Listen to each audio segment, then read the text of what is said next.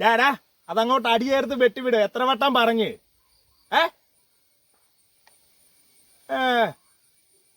ആ നീ പറ, നീ എന്തിനാ വന്നേ? വർഗീസ് ചേട്ടാ, എനിക്കിച്ചിരി പൈസ കടമായിട്ട് തരണം. എന്റെ പൈസ ഒന്നും ഇരിപ്പില്ലല്ലോടാ. എങ്ങനെങ്കിലും കടമായിട്ട് മതി ചേട്ടാ.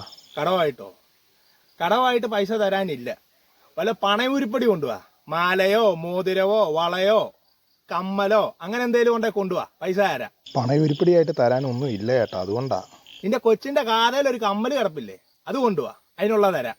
ചേട്ടാ അതേ ഉള്ളു പൊന്നായിട്ട്. പിന്നെ അവള് കോളേജിൽ പോകുന്ന കുട്ടിയല്ല. കോളേജിൽ പോകാനാണ്? കമ്മലില്ലാതെ കൊച്ചു കോളേജിൽ പോയാൽ മതിടാ.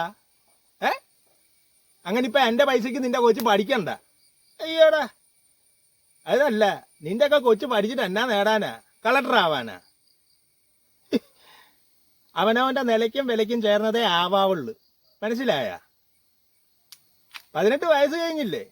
ഈ പറമ്പിൽ പണിയുണ്ട്, വിളിച്ചോണ്ട് പോവാ, പൈസ ഞാൻ തരാം. എന്നാടാ നോക്കി നിൽക്കുന്നേ? നിന്റെ അപ്പന് കുഴമ്പ് വാങ്ങുന്ന കാര്യമല്ല ഞങ്ങൾ സംസാരിക്കുന്നേ, മനസ്സിലായ? പണിയയ്യേ. നീ പൈസ ചോദിച്ച് ഇവിടെ നിൽക്കേണ്ട കാര്യമില്ല, പൈസ ഇല്ല തരാൻ, പൊക്കോ. പൈസയൊന്നും ഇല്ലാത്തവൻ കൊച്ചുങ്ങളെ പഠിപ്പിക്കണ്ട. കൊച്ചുങ്ങളെ ജനിപ്പിച്ചപ്പോൾ ഓർക്കണമായിരുന്നു പഠിപ്പിക്കേണ്ടി വരുമെന്ന്.